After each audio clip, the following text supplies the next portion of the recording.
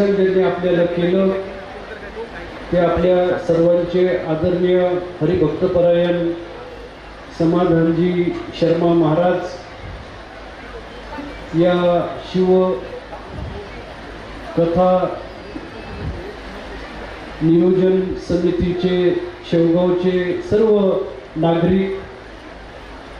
ज्यांनी हा सोहळा आयोजित केला ते माननीय चंद्रशेखरजी घुले पाटील, माननीय डॉक्टर क्षितिज भैया घुले पाटील, जिल्हा परिषदेच्या माजी अध्यक्षा सौभाग्यवती राजश्रीताई चंद्रशेखर घुले पाटील, या कार्यक्रमाला उपस्थित असलेले सर्व सन्माननीय संत महंत आणि